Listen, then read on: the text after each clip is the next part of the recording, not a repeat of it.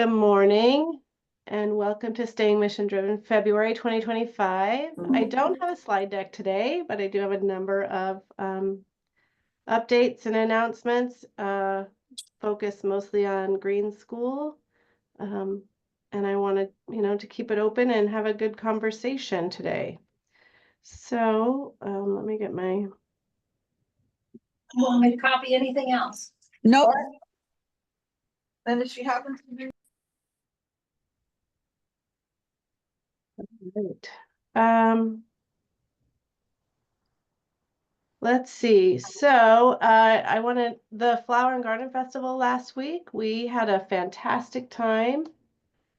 I think I don't have the numbers yet. I'm starting to get them to coming in, but it sure seemed busier this year than it did in years past. I don't know if I was just making it up or not, so we have to wait to get the data in.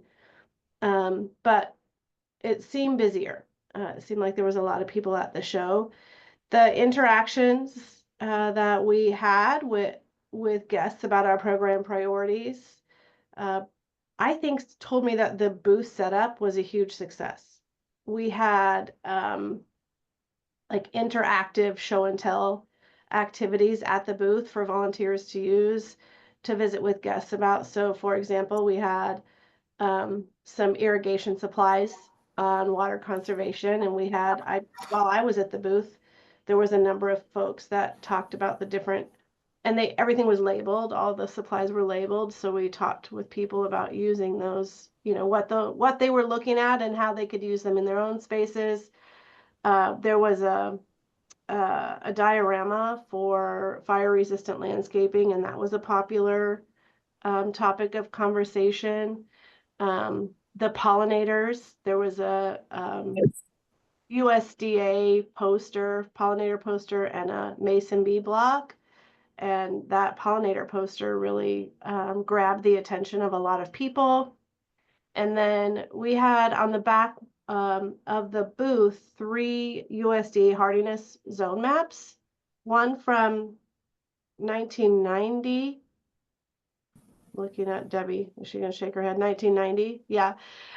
2012 and then 2023, I think, were the years, and just the difference in how much we've warmed up caught a lot of people's eye as well. Yeah, I see Kyle posting or putting a chat in. And then for me, this is our 3rd year at the festival, and we rolled out the program priorities in late 2021 for adoption in 2022, and then we, went to the show in February 2023. And I can just tell you that listening to volunteer conversations with guests regarding our program priorities and the reasons why we teach research-based sustainable gardening practices, we're really beginning to connect the dots from what we do to why we do it. And it was so much fun for me to hear the conversations and see the connections that volunteers and guests are making for the reason for our program. So that was great for me. I thought that was great.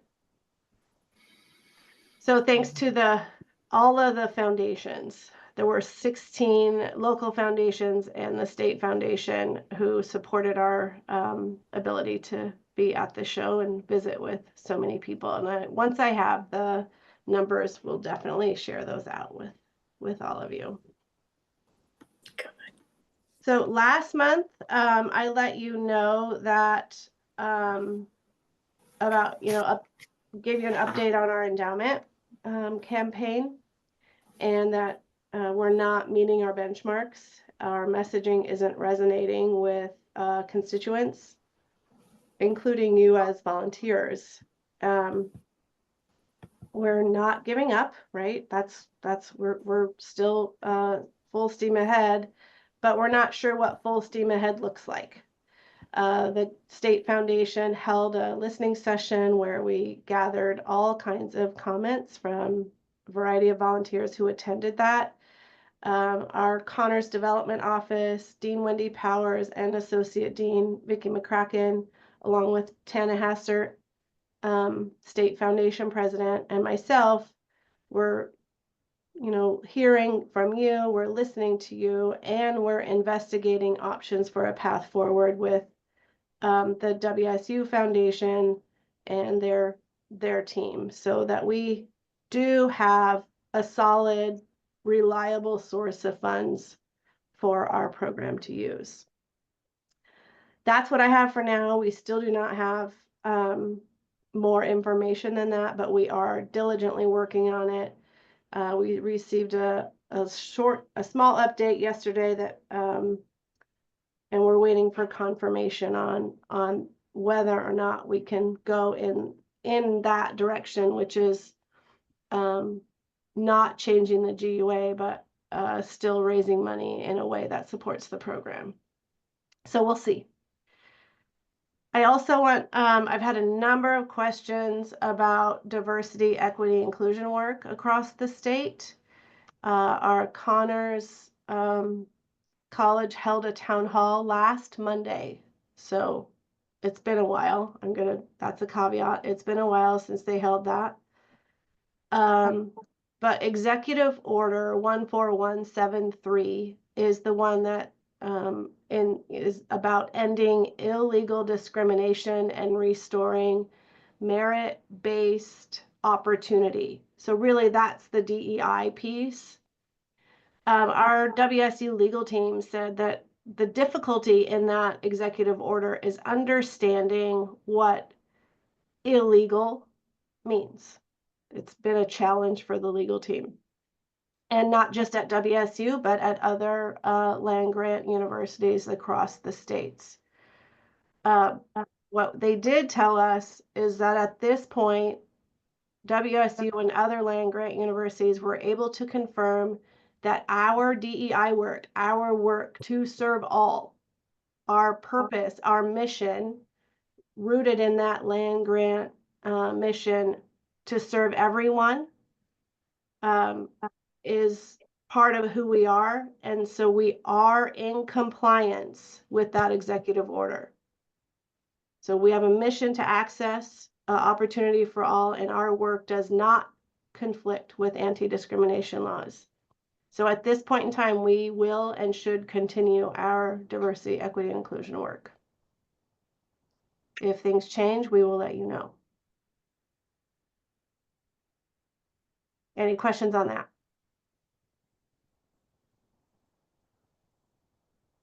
I want to say something. This is Elizabeth. Hi, Elizabeth. Jennifer, thank you for clarifying that. That's been a cause for great concern on my part, for one. You are welcome. It's been a cause of great concern for a lot of people. Go ahead, Deborah. Yeah, we do quite a bit of education as part of our training called Navigating Across Cultures, and trying to be sure we're reaching out to less represented groups. And this would be a blow if we couldn't continue that. We think it's very important. We've made a lot of progress here in Skagit County. So thank you for clarifying that. You're very welcome. Okay. Let's see. Oh, was there another comment before I move on to the next? Oh, I see lots in the chat here. Oh, Linda, you're putting pictures in. Fun. Who would we contact about the fundraising committee? You can contact me or Tana.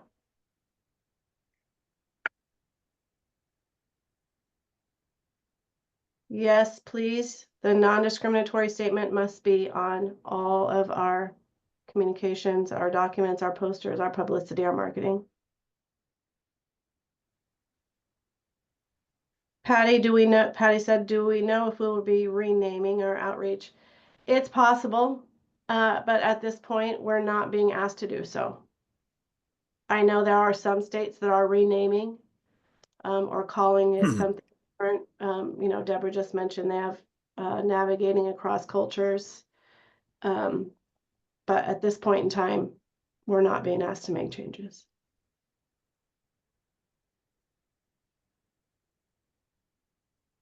Okay. Did I get them all? Okay. All right, so now I want to move on to program evaluation. Program coordinators have until the end of the day tomorrow is the deadline to submit all of the 2024 data to me via a Qualtrics survey. And then they also prepare, and I know many of you help them prepare impact statements and send them off to me. And then Debbie and I aggregate all of that data and put it into our annual report. So we'll get right on that as soon as we have the information from you. The other thing that I do with it is I aggregate the stories and the data and the impact data. And we have a system at WSU called Activity Insight. And it is where I put statewide stories and impacts of the Master Gardener program, and where our WSU leaders, whether it's our Connors leaders, our extension leaders, or even our government affairs officials who are in DC, advocating on our behalf, they also have access to that. And they pull these stories and use them to advocate for us. We're being asked right now, we're always being asked to, share our impact in Activity Insight. But the ask is more prominent right now. It's consistent, it's constant, it's being said by all of our leaders up to the president of the university. So I thank you for supporting your coordinators, collecting the data, doing the program evaluation work, so that we have the impact stories to tell, so that our WSU leaders can take those stories and advocate on our behalf. So looking forward to 2025, we have a Telling Our Story team within the program that is made up of program coordinators and me, and we work on our evaluation efforts. How are we going to be able to tell a compelling and impactful story? So we meet once a month, and we're the ones who put the evaluations together, the logic models. Whenever I talk about program evaluation, that work is coming out of the Telling Our Story team. One of the things that we hear quite a bit is that volunteers and program coordinators don't know where to find the resources. And so one of the coordinators in a county thought, let's put a scavenger hunt together and share that out with volunteers and program coordinators. I have it here. I'm going to share my screen. Why is it doing that? Okay. And so we're going to share this out. I'll share it out on the when I share the recording for this. But it's a scavenger hunt, and it walks you through where all of these resources can be found that we want you to use. What are you guys seeing? Are you seeing the scavenger hunt? Okay, thank you. So there's a number of steps here. So you click into the our URL, our statewide website, and name 2 resources found on this page. And you just go, step 2, step 3, and then, clear to the bottom. And once you finish, you can claim up to 1 hour of continuing education for completing this scavenger hunt. Hopefully, it will give you an idea of where these resources can be found and how to use them. Program coordinators have a sheet that is similar to this, but a little bit different.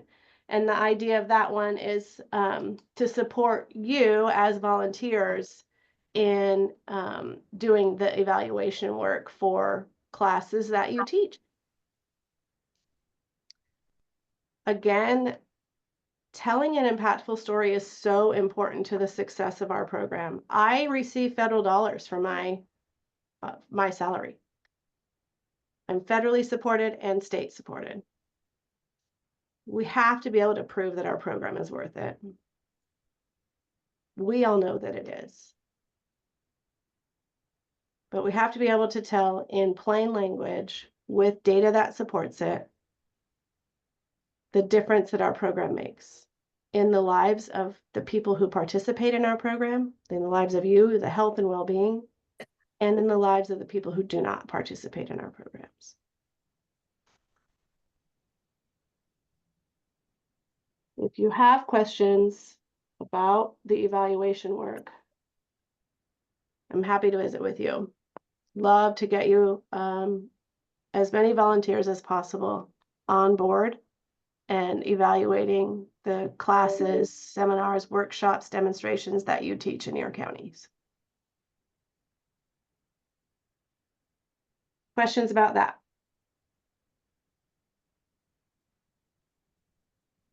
Okay. Jennifer, Uh-huh. can you say something like key points that are actually impactful? Like, I don't know, maybe something about not using pesticides. I'm trying to think what would actually float a boat for Trump. I can't think of anything, but I'm Yeah. sorry I named a name, but whoever might be controlling, fine. Right. So, so when you say pesticides, so that's clean water, right? When we start talking about chemicals, we're talking about our clean water priority. And clean water is important to fish. It's important to wildlife. It's important to human beings. It's important to our entire ecological system. So when we start talking about chemicals and the appropriate and safe use of chemicals to keep those chemicals from leaching into our waterways, that's important. And if we have data that supports, from our classes that we teach, these people learned about the appropriate use of chemicals. And then we can tell the story that the Master Gardener program made a difference there. In terms of local food, what we do there is we share that, we teach people to grow food, and then those people grow food and donate it to local food banks. And our program helps to feed X number of people in Washington state each year.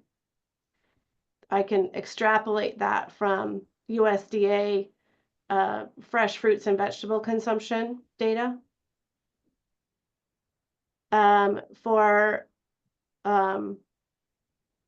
trying to think of another one right off the top of my head. But if you get into those resources, all of that information is there for you. The questions that will help us tell that story are there for each program priority. Water conservation, right? Are people using the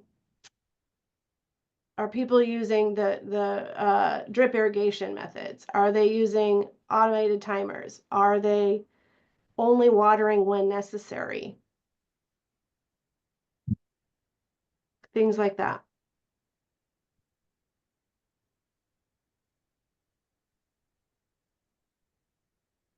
Okay. Thanks for asking the question.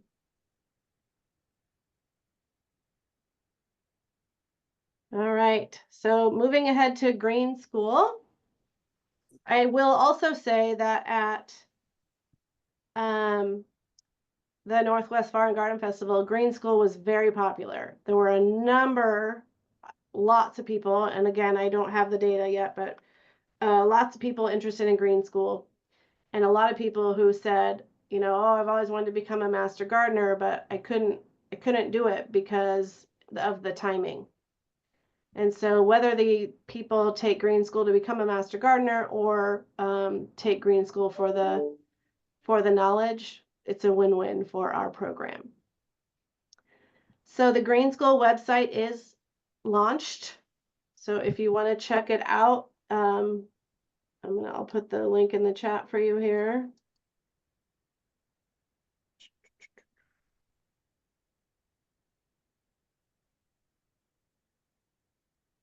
There you go. We know that there are areas that need updating, right? You're never going to launch a website and not not have things that need fixing. So we're working on fixing those. Some of the things that we're fixing right now, typos. I found a couple typos that I don't know how those things happen, but they do. There's a couple small things that need to be clarified that are definitely going to be fixed very soon. And then my intent is to, after we're hosting some listening sessions, Green School listening sessions for program coordinators and training teams. After those training sessions, and I receive feedback on the website, then we'll make strategic adjustments to the Green School website that makes sense. So if you have the passion to go out and look at that Green School website and you want to give me some feedback on it, please do. Email your feedback to me. I'm putting all of that in a singular document, and I'll categorize it, and we'll look at it very carefully to determine what, if any, changes need to be made to the website. But I'm telling you right now, we know that there's changes that need to be made. I've been receiving questions from volunteers and coordinators alike that the two tracks are confusing. So that's part of what we want to try to clarify. But when we start to think about what training was up until now and what training will be, I think very simply put, there's two distinct differences.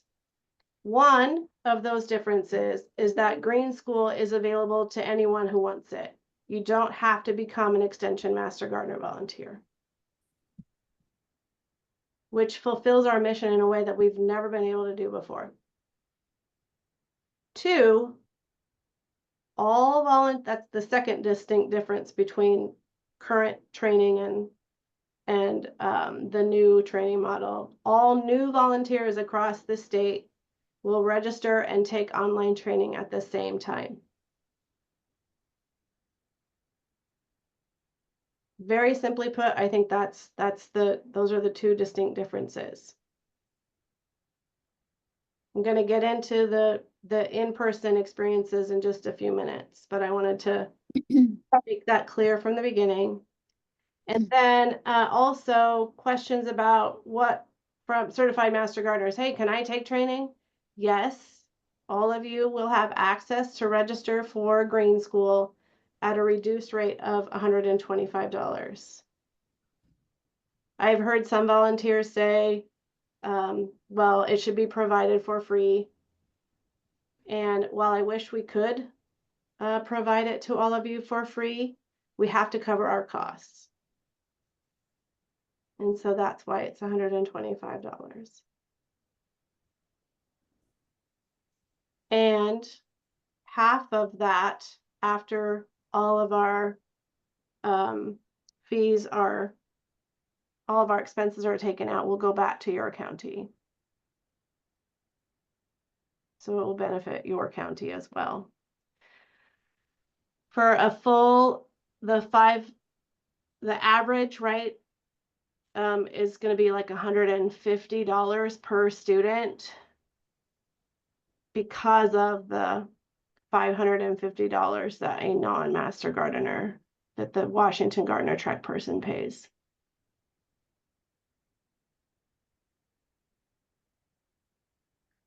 All of the modules are updated. They're all going to be brand new to you. None of you have seen these. And the handbook. So the Master Gardener Manual is now called the PNW Gardener's Handbook, Growing for the Future. So that's fully updated as well, with 3 new chapters: pollinators, climate change, and creating a sustainable landscape. And then there's a new preface now to connecting people and plants. Go ahead, Deborah. When you talk about the handbook, are you talking about what used to be called the Master Gardener Program Handbook that really outlined policies? The Master Gardener Manual. That's Okay, the course manual. The course manual. Thank you. Okay. Here, I think I got I'm gonna show you. I got this. I got this yesterday from our publications department. So I'll share. And I don't know if this is going to be the cover image or not. But she sent it to me to review and confirm. But this is what the new manual will.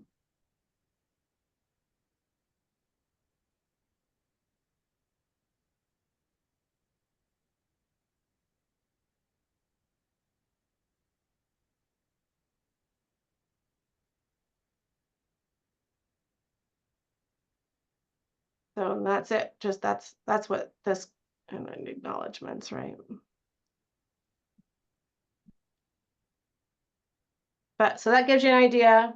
Let me see if I can find a chapter real quick that I could share so you can see what the chapters are going to look like.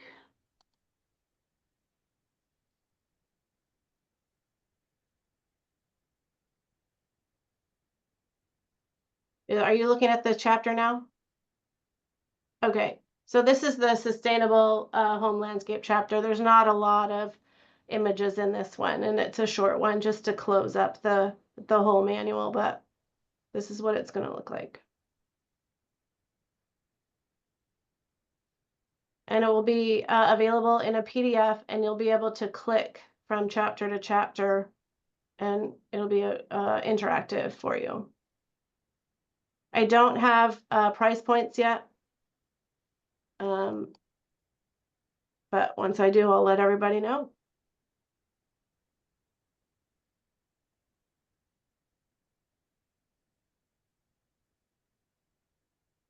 Jason, I haven't yet. It's going to take me some time to figure that out. I'll let you know as soon as I know. Okay, thanks, Jennifer.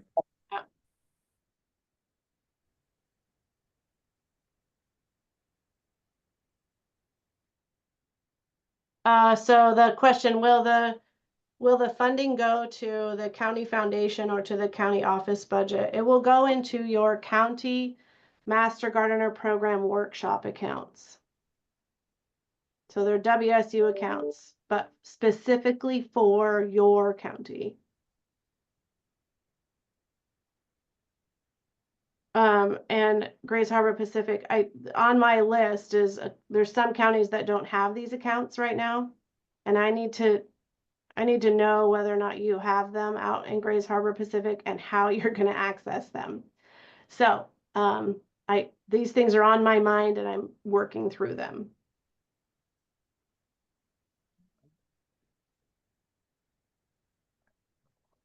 Jennifer, if Grays Harbor does have one, we don't know how to access it. Yeah. Yep, I'm sure you don't. Yeah, but we'll get it figured out. I mean, those are things that are on my my project list, my timeline for getting this rolled out for everybody.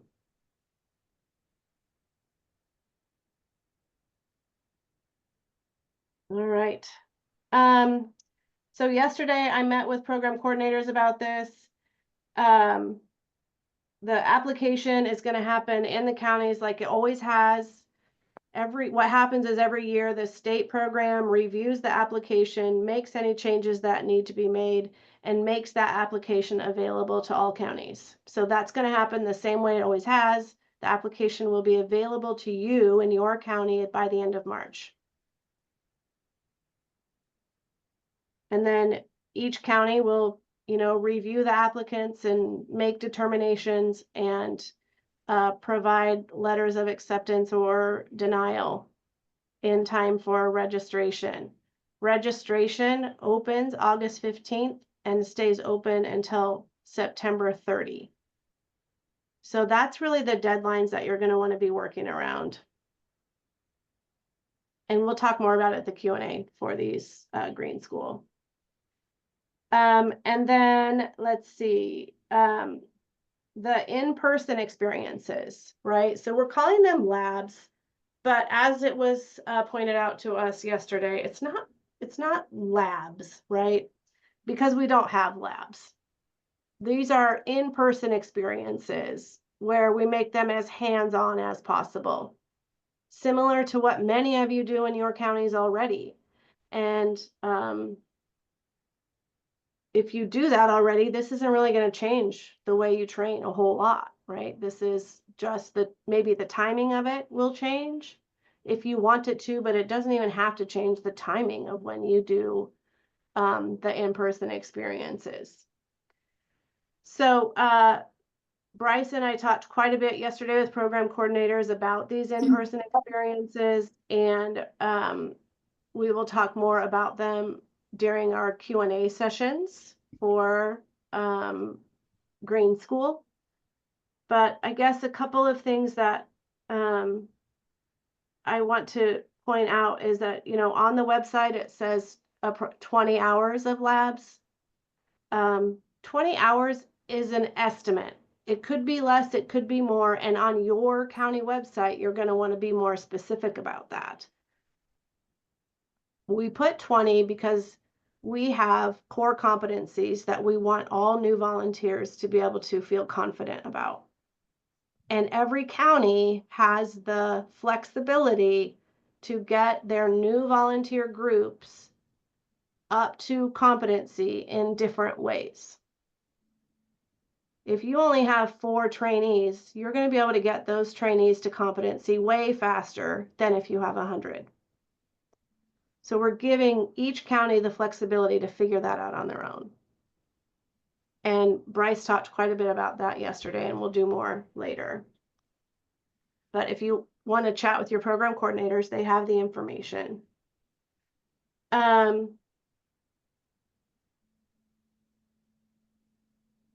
Looking at my notes, I want to see, make sure I'm getting everything I want to say.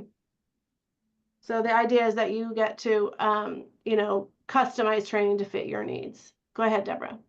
Do you have expectations for what those core competencies should be that each county should be focusing on, or that you want, you know, as a result of the entire training? Yes, we do have a list, and we have ideas for evidence that they've reached those core competencies that you can use in your counties as well. But I mean, it's flexible, not required. You can use them if you want.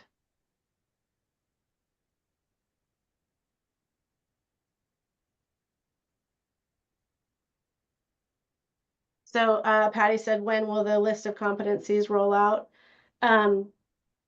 Bryce and I meet every Monday, and I think we'll probably confirm those on this upcoming Monday and get them out as soon as we can.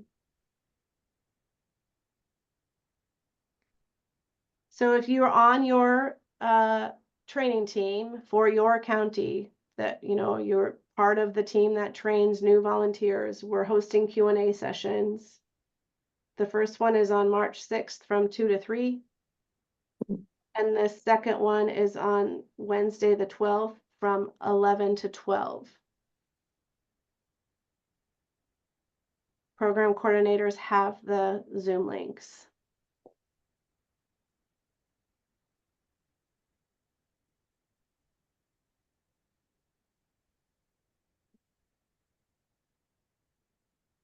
Any other questions about Green School?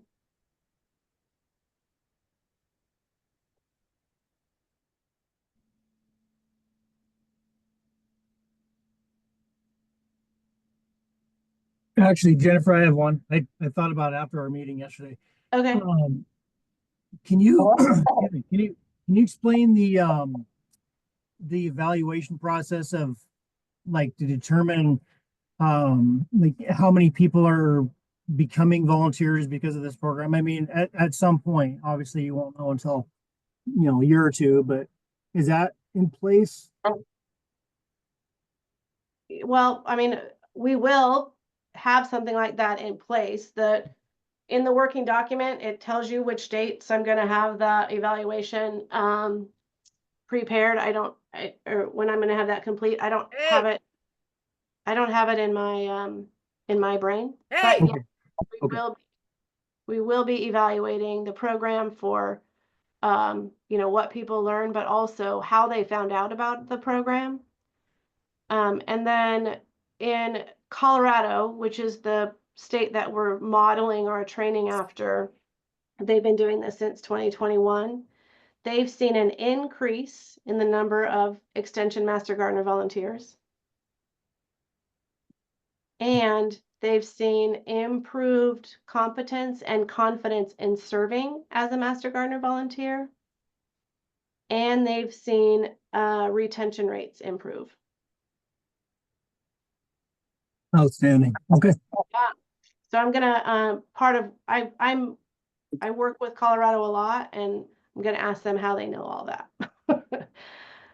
Perfect. Thank you. And I was curious about even like the home hort program, how many of those people ended up becoming volunteers. I'm just trying to, I guess, guesstimate how many people we may have, you know, in our counties. Yeah, so with home horticulture, it was publicized, advertised differently. We weren't trying to recruit master gardeners through home hort. Mm. We were only trying to educate. We didn't feel like during that time frame we could provide a good you know, training experience when we couldn't be together. Sure. Yeah. Okay. Yeah, that's fair. But I mean, I will tell you, Washington State University trains about 500 new master gardeners every year. Wow. Excellent. Good job, everybody. If that changes. Yeah. Yeah. Jennifer, how many of those 500 are retained with, say, within 2 years? Linda, that's a really good question. And I don't have a clear answer because we haven't done retention specific to people. We do retention rates based on the total number and who, you know, how many we have left, right? So we haven't grown the program. I mean, before COVID, we had about 4,000 volunteers, and then we dropped off by about 500 volunteers because that one year we didn't train. And there were other factors involved, but we dropped off by about 500. And now we're back up to about 4,000. So we haven't grown the program past 4,000 and, you know, much past significantly in a while. But I don't know if like they individually as a master gardener, did you stick around for 5 years? I don't have that. The county might.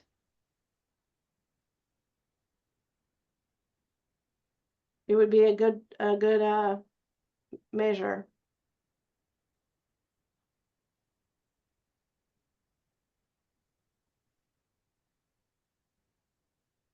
Anything else? Yeah, this is Mona. I do have a question backing way up in your presentation. Do you know, now you said your salary is partly paid by federal monies. Do you know that if each state's coordinator is also paid by federal funding, or do you know that? I don't have the answer to that right now, but I should have it, you know, by the end of March, because for the first time nationally, we asked that question to Okay. national surveys. We were asked to by USDA. Well, we'll hold our breath. Yeah. Okay, thanks, Mona. All right, well, now I'll turn it over to Kathy Lamoureux for an update on the Advanced Education Conference. Thanks. Good morning. I have 3 quick things, and then anybody have any questions, I'll be glad to answer them, or try anyway. The first one is that I wanted to visit the shared learning experience gatherings, which we're proposing for this year. And I'm pleased that we know that we're going to have at least 2, one on the west side, one on the east side. We're hoping for more, and I know that there are some other counties considering them. So questions are coming in about how they work, how is it going to run, anything that we didn't include in the information that we sent out. So if you have any questions, please get your team that's looking at that to get in touch with me, and we'll be glad to figure out how it will work for everybody. And this is sort of a tie-in to the shared learning experiences. I just want you to be aware that the registration fee is remaining level. It's going to be the same fee that we charged in 2024. However, if you choose to attend in person a shared learning experience, then we're adding $20 to the registration fee. So, and that money will be given directly to the county that's hosting the gathering that you attend. And so it's just helping the counties offset their expenses. And there's no strings attached. You can use it as you see fit. So that money that you would spend on top of your registration fee will go to support those gatherings. All of it, 100% of it. Any questions about that?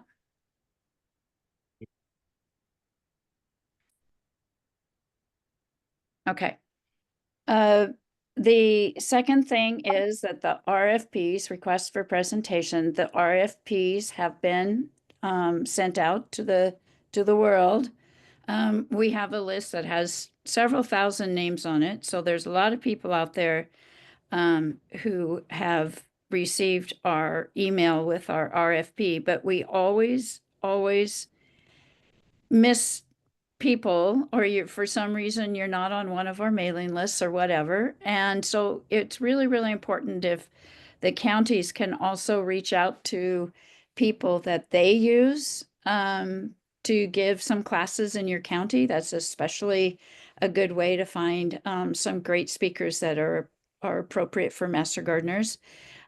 Just reach out to those people, your training team. Just, hey, did you receive this? And we do have a link to the RFP. I'll bet Debbie can put it in the chat. So that you can just send the link out. And there's an explanation letter, and then there's a Qualtrics survey that the speaker fills out and comes back to us. The deadline is coming up. It's in March, so there's not a lot more time to get those out into people's hands. And the third thing that's on my mind a lot these days is AEC 2026. I know I'm dealing with AEC 2025. AEC 2026 is going to be here before you know it.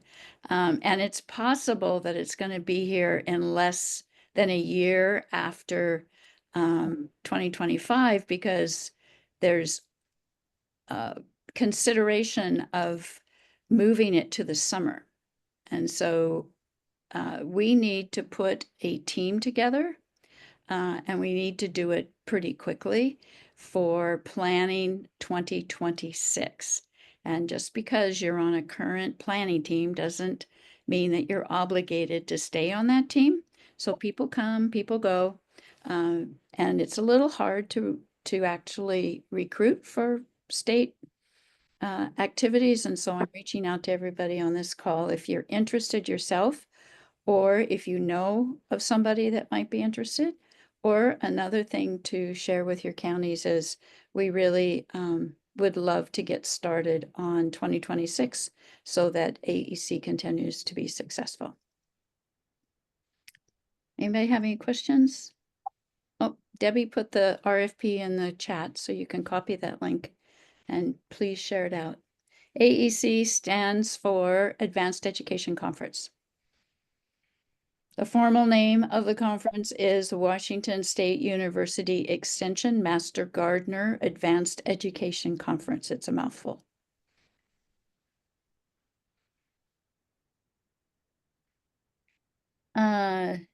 Yes, yes, please, Dana. If you're interested in helping, please contact me. I will put my I'll put it in the chat in a sec. Any other questions?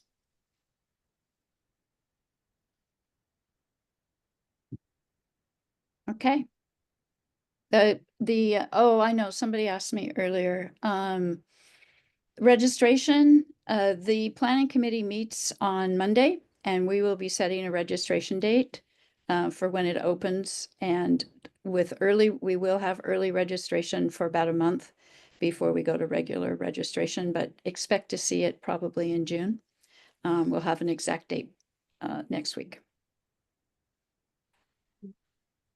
Thanks, Kathy. You're welcome. And next on the agenda, Tana Hassard from State Foundation. What do you have for us today, Tana? Pardon? What do you have for us today, Tana? I have kind of a list that mirrors Jennifer's list this morning. A number of things. I wanted to first celebrate Northwest Flower and Garden Festival. You know, it's such a great experience, and I echoed Jennifer's comments. I had an opportunity to work with a new intern, and I had an opportunity to work with a 35-year veteran. And the skills and expertise in working with our public were just breathtaking. So I want to thank everyone, not only the foundations who sponsored the event, the people who volunteered for the booth, those who were shift leaders, and many who helped with details in the background. I agree, the booth was so welcoming and we were busy the entire time. In fact, it was so good, I'm going to steal the model and bring it home to my own county because we have a large booth at the Washington State Fair. And I think it's well worth thinking about how we might focus more on our priorities. I also want to celebrate the fact that we've had new chapters, foundation chapters, come online with their websites already during the first part of this year, with at least one or two more anticipated. Thanks go to Mike Peranto, Craig, John, and Debbie for working with those counties. They're very excited. I know just getting that work done and being able to rely on the great template for home pages has made a real difference, both for the chapters as well as for those seeking information about us. This month, we'll see the beginning of orientation for our own State Foundation Board. You know, last year you heard a lot about us completing bylaws. We've got policies and procedures completed. The first time those documents have been completed for our state organization. We also have a handbook we're putting finishing on touches on that will be used for the orientation. And we'll start by talking with our board members about the responsibilities of board service and also about the position description that goes with being a representative to the board. So we're excited for that conversation because it also gives us feedback about the work we've done and an opportunity to always improve. Green School is so exciting. And I know as you start to look through the material, you're going to see the direct benefit that Green School can have on our master gardeners at the local level. I want to add to Jennifer's comments. I think this is going to be an excellent opportunity for local foundations and program leadership to have discussions about funding. You know, so many of our counties fund demonstration gardens and perhaps intern projects and some of the options that help provide those hand-on experiences for our interns. All of that is done based on requests from the program, but it's likely with the advent of Green School coming this fall, there will need to be renewed conversations so foundations are well prepared to respond to what the program needs in order to make Green School its best success. So engage in those conversations. I think it's an opportunity for excellent learning and to demonstrate to our master gardeners that there's true collaboration between programs and foundations. I also want to send thanks for both the Southwest Cluster of Foundations and the Northwest Region Group for inviting me to sit in on their meetings. I always learn so much, and it influences both the work that we're doing with the State Foundation, but in addition to that, it allows me to borrow good ideas to bring home. And so I want to thank people for continuing to help educate all of us across the state. It makes such a difference with respect to how we're able to serve our public. And lastly, Jennifer mentioned the campaign. We're working hard to get answers and to ensure that we are grounding those decisions in a model that we believe is going to be able to be successful. We'll keep you updated on that information. We learned a great deal through the listening session, and we'll be taking those comments very seriously in assisting us in making future decisions. So with that, many thanks. I know sometimes we work really hard, hands in the dirt, heart with our public, and we wonder, so who's noticing? Well, there's a lot of noticing going on, and I think now especially is a time when our skills and expertise are so badly needed. I'm so grateful for the work that this organization does, and I know how committed all of you are to its success.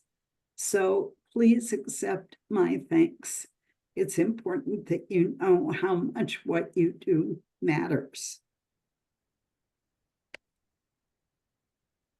Thank you, Tana. Any questions for Tana?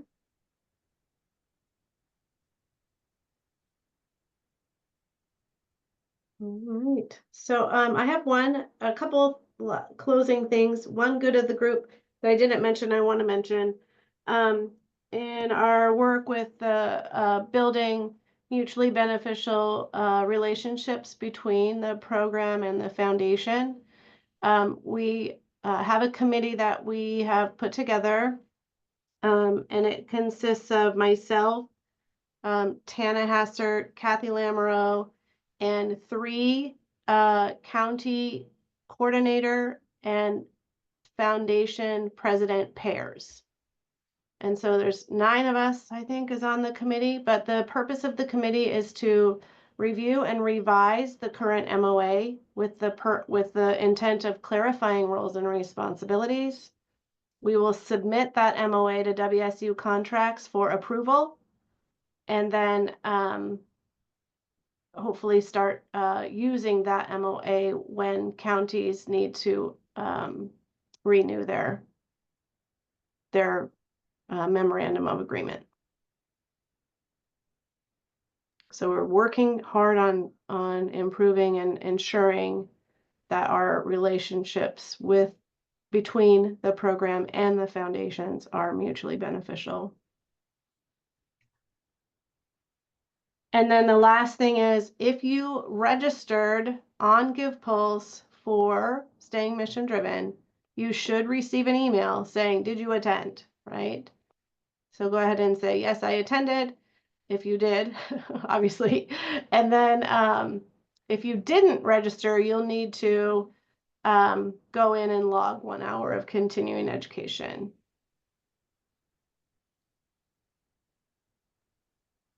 There could be an issue with logging it right now. GivePulse, we're having a small issue with GivePulse, making it difficult for people to log that 1 hour. Yeah. Yeah. No, I saw Sorry. that. No, yeah. We put in a ticket last month and they say they're still looking at it. Yeah, we have an open ticket with the vendor. Yeah. So I apologize for that inconvenience. We don't know why it's happening. We've reviewed the settings in the event and the settings are the same as they always have been. Thank you for your patience and grace. Oh my God. Any other good of the group in the last couple of minutes? I have something, Jennifer. Okay. So this year on the podcast, I am doing a 9-part series that highlights each of the program priorities, and we're doing 1 per month.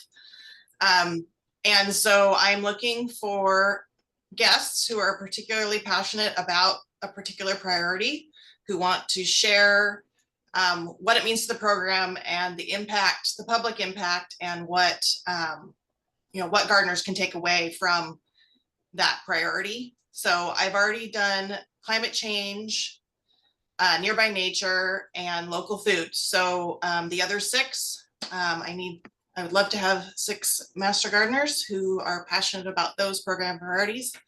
I'll put my email in the chat so you can email me if you're interested.